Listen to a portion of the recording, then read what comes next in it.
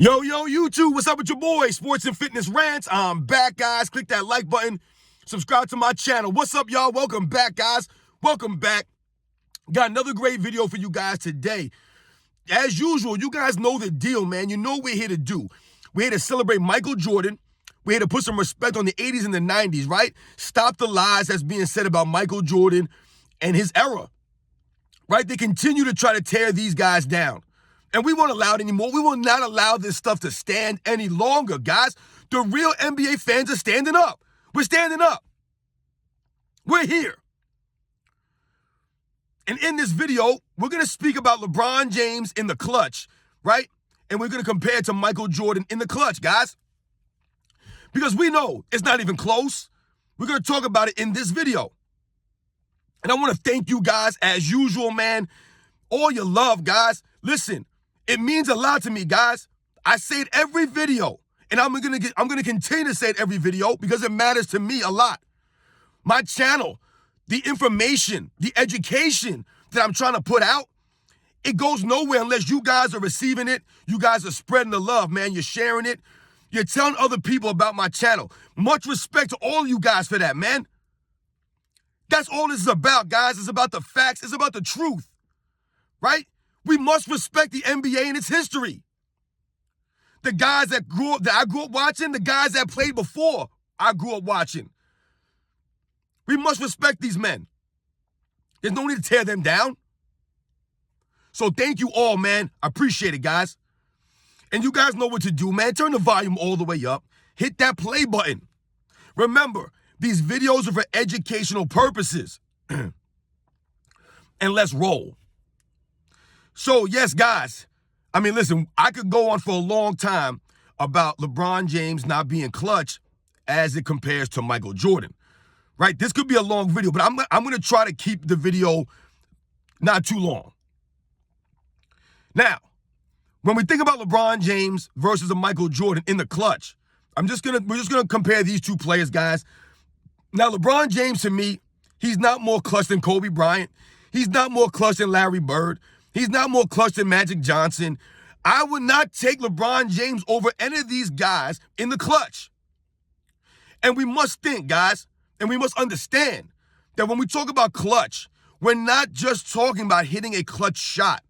That's not what we're talking about, right? Yes, that's included in being clutch, right? Knocking down clutch jump shots, right? Making a clutch shot, yes. However, being clutch also means that you make plays in the clutch, right? Your playmaking ability, whether it's on the defensive end, right, or also on the offensive end, right? Your ability to make plays when it matters most, right? The scores are tight, right? The time on the clock is getting low. What do you do? How do you perform, right? The consistency of these performances, right? That's what we must think about. And when we think about LeBron James in the clutch, the reason why you hear a lot of people say that LeBron James is not clutch, because we must understand something. When they're saying this, they're not saying that LeBron James is the least clutch person in NBA history. That's not what they're saying. What they're saying is that when these people try to pump LeBron James up as this clutch performer, they try to put him on the same level of some of these guys that I mentioned, like in Michael Jordan, when we know, in fact, LeBron James is not close to Michael Jordan in the clutch. Right? He's not close to Michael Jordan in the all-time rankings, and he's nowhere in Michael Jordan's stratosphere as it pertains to being a clutch time performer, right? Stepping up when it matters most. Michael Jordan's known for that. That's his MO, for raising his level of play, for making big plays when it matters, right? For hitting the shots at the end of games. That's Michael Jordan. Most people consider Michael Jordan the most clutch performer in NBA history. LeBron James is nowhere near that. He's nowhere near that. There's a list of guys under Michael Jordan before LeBron James. A list of guys when it pertains to coming up big in clutch time moments. So, if we just think about shooting, right? If we just think about shooting, guys, when it matters most, right? Excuse me, guys. In the clutch. One of the biggest problems for LeBron James when it comes to these moments is, number one, his mind, right? He's mentally weak, right? He's mentally weaker than a Michael Jordan. He's not there. So these moments, he plays in fear, right? And where's the evidence of that? Well, quite simply, guys, I've told you guys in the past that LeBron James is afraid to go to the free throw line late in games, right? I did a video about LeBron James not being a good free throw shooter, right? Never developing his free throws. Never. The man's actually regressed. He's gotten worse as the years have gone on. This man has shot in the 60s from the free throw line multiple seasons. He barely shoots 70% from the free throw line, which is terrible. Terrible for someone that plays his position, right? He's considered a wing player, right? But yet the man shoots free throws like he's a center or a big man, right? So in the clutch moments, LeBron James doesn't want to do what he does best, which is what? Drive the basketball into people's chests, right? Into the lane and try to finish. That's his greatest strength on offense, right? We all understand that. But yet, in crunch time moments, right, when his team needs a basket, LeBron James won't do that. He won't use those tactics. Why? Because of the fear, the free throw line fear. It's always been there in his career, guys. The evidence is there. LeBron James is a terrible free throw shooter in crunch time. Now, yes, the sun shines. So, yes, LeBron James has made free throws in crunch time moments. He has. Like I said, he's been playing for 20 seasons. You're going to hit some of these shots, right? It's just the odds. So when we think about shot selection in the clutch, he's nowhere near Michael Jordan, guys. I told you that's the biggest problem for LeBron James is his shot selection in the clutch. Terrible shot selection. Think about it, guys. Go watch the video of LeBron James taking shots toward the ends of games. What do they often do? Or what do they often look like? They're fadeaway threes, off-balance shots, right? Falling away from the basket. It's just weird to me, guys, because he's avoiding the contact. He doesn't want the contact. Look at this past series against the Denver Nuggets in the Western Conference Finals. LeBron James had several opportunities at the end of these games. He never performed, right? He never had a go-to move. He never had... LeBron James to this day, 20 years in, guys, has no spots. There's no spot in the court where you're like, hey, LeBron, we can't let LeBron get to that spot because he's money. He has 0 spots on the court. His only spot is where? In the paint under the rim. That's his spot. But he won't use that in crunch time moments. Michael Jordan, right, when we compare him to Michael Jordan in those kind of moments at the end of games when the scores are tight, right, the time on the clock is getting low, Michael Jordan was always under control. You could always tell that Michael Jordan had a plan. He knew where he was going with the shots. Right, guys? He knew where he was going. He knew what spots he wanted to get to. He knew where he was comfortable. He knew how to set the defenders up. These are all the things that we can watch in the videotape. We can see that. When you watch LeBron James in those kind of moments, it's not the same. He doesn't know how to set the defenders up like Michael Jordan could because he doesn't have the ball handling skills of a Michael Jordan, right? He didn't have the offensive repertoire of Michael Jordan. So Michael Jordan could keep defenders off balance in clutch time moments where LeBron James can't really keep guys off balance. They know what LeBron James is going to do, which is why oftentimes LeBron James reverts to those terrible shot selection. Like I said, falling back threes, fading away, just weird stuff, the one-legged shot. You're not Dirk Nowitzki. You're not Kobe Bryant. You're not Michael Jordan with the fadeaway shots. Right? You're not Steph Curry shooting these three-pointers, falling away at last seconds. Think about that shot, guys. The biggest shot of his career is probably what? The shot against the Orlando Magic in the Eastern Conference Finals in 2009. That's probably the biggest shot of his career, guys. Probably is. And do you guys remember that shot? It was like a fall-away three-pointer. Now, granted, there were only a couple of seconds left on the clock. I get that. But this is what we're talking about. This is what I'm talking about. The shot selection of a LeBron James is not there. It's not good at the end of games. And the videotape is there, guys. Right? So we just think about that aspect of closing out games. Also, what we must think about in terms of being a clutch time performer, right? Coming up big when it matters most. And I say it's not just about the shots, right? Michael Jordan, guys, he was known, right? Early in his career, throughout his entire career, he was known for being a fourth quarter killer. Oftentimes, you'll hear people talk about Michael Jordan's mentality, that killer mentality, right? The competitiveness. Michael Jordan was known for closing out games in the fourth quarter. He was known for that, guys. That was part of his MO. The Bulls could be down 5. The Bulls could be down whatever they're down. Late in the fourth quarter, Michael Jordan was known for bringing the Bulls back, for coming back on teams. All the time, guys. This happened regularly for Michael Jordan and Chicago Bulls. I told you there were games where Michael Jordan would come out and he wouldn't shoot that much early in the game. He would try to be a facilitator, try to get the other guys involved in the offense early, see what they're looking like, right? Get a feel. And then as the game would go on, Michael Jordan would ramp it up, right? And he was always there to close the games out. This is why we often talk about Scottie Pippen and Scottie Pippen helping Michael Jordan on the defensive end, allowing Michael Jordan to take a little bit of a break on defense, not have to guard the other team's primary perimeter player every single night, game in and game out every year. He allowed Michael Jordan to save some of his legs for the fourth quarter, for the end of games when it mattered most, when they needed Michael Jordan most, right? Scottie Pippen was never a closer.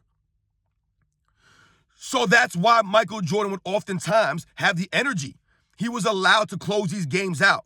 Scottie Pippen helped him in that way. LeBron James, he's never allowed his teammates to help him. And I'm going to do a video on that stuff because everybody says LeBron James makes his teammates greater or makes them better, but he does not. There's no videotape proof. There's no evidence of that, right? He's never allowed his teammates to help him because LeBron James has never been a closer. He's never been a closer. Not like a Larry Bird, not like a Michael Jordan, not like a Kobe, not like a Magic. He wasn't a closer like these guys, right? He wasn't able to do these things, right? So oftentimes LeBron James teams would lose, right? They would underperform during the regular season. They underperform. You often hear LeBron James fans talk about how LeBron James was never the favorite in his finals and, oh, Michael Jordan's always a favorite. That's why he won. They'll use this nonsensical excuse, right? That's all it is an excuse. But they don't understand that they're actually exposing LeBron James when they say these things. There's a reason why Vegas would bet against LeBron James or that LeBron James may have been the underdog in some of those finals. Because LeBron James has never shown the ability to close games out on a consistent basis. Not like Michael Jordan, right? I've done a video on this, guys, right? That's why Vegas would never bet against a Michael Jordan-led team. Would you bet against Michael Jordan in the NBA Finals? To this day. If you gave Michael Jordan the Harlem Globetrotters in the NBA Finals against LeBron James and his team, I'll take Michael Jordan's team, guys. I'll take Michael Jordan's team. It's not a knock on LeBron James. That's a nod to Michael Jordan's greatness and what he displayed on the court. We have the video proof of it, right? Michael Jordan never lost in the finals. He always raised his level of play. He never shrunk, right? He never folded up. He never pointed the finger at other guys. He raised his level of play, right?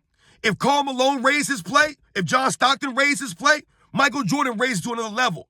When Charles Barkley was playing out of his mind in the 93 finals, Michael Jordan went to another level, right? When Clyde Drexler tried to raise his level, right? What did Michael Jordan do in Game 5? He scored 46 points, right? He raised it up another level that Clyde Drexler couldn't reach. Michael Jordan did this his entire career. We think about the 91 finals against Magic Johnson. To this day, Michael Jordan is still the only player in NBA history that's not a point guard to average that many assists in the finals. To this day, guys. But they'll tell you that Michael Jordan was a ball hog. Right? Michael Jordan raised his level of play. He was actually out-assisting Magic Johnson, I believe, through the first 3 games, I want to say. He raised his level of play. Michael Jordan's always been known for that, which is why he's always been considered a closer, a fourth quarter killer, a clutch performer. LeBron James has never done that consistently, right? He's never done it consistently. Yes, I told you, the sun shines. He'll have a game where he hits some of these shots at the end of games, right? He'll bring his team back. Absolutely. He's had performances. He's been in the league 20 seasons. He's an all-time great, LeBron. No doubt. But he's not on Michael Jordan's level, especially when it comes to the clutch time performances. There's no evidence of it. We think about LeBron James in the NBA Finals, guys. What game winner has LeBron James ever hit in the NBA Finals? Now, and I'm not saying that you have to hit a game winner in the finals to be considered a clutch time performer or anything like that. But remember, we're comparing him to Michael Jordan here, guys. The man who has several game winners in the NBA Finals. Several. Right? We must think about these things, guys. Michael Jordan, in the flu game alone, carrying the Bulls to a Game 5 victory.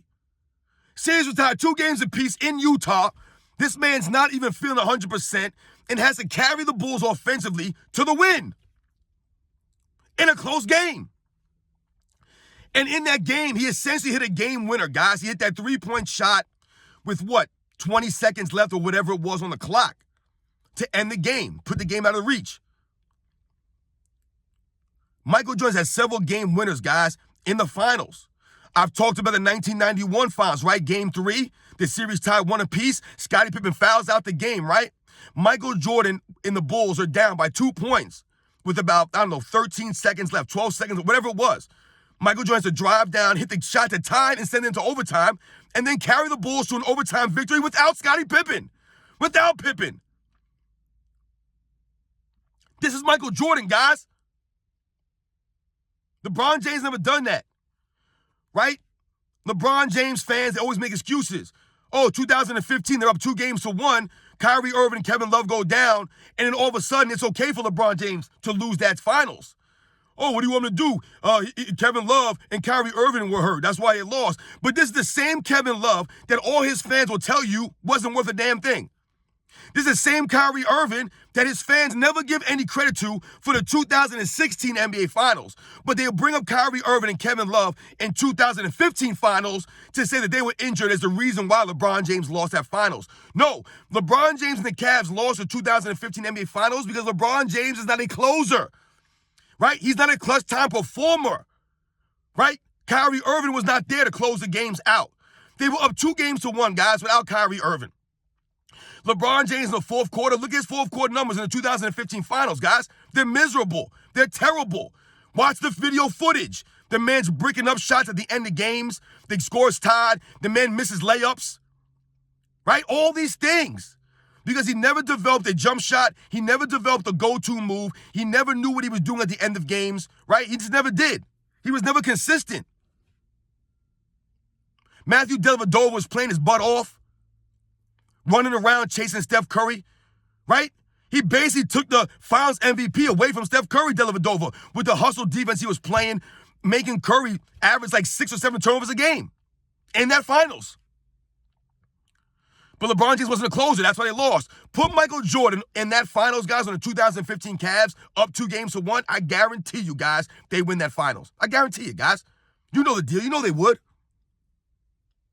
Put Michael Jordan in the 2011 Miami Heat against the Mavericks. You know they win that Finals, guys. You know that. That's not a what if. That's not me being my opinion. That's a fact, man. It's a fact, guys. Why is it a fact? Because Michael Jordan has never shown any evidence to ever fold or shrink in the moment. He never did. That goes to his greatness. That's why we can say these things as a certainty.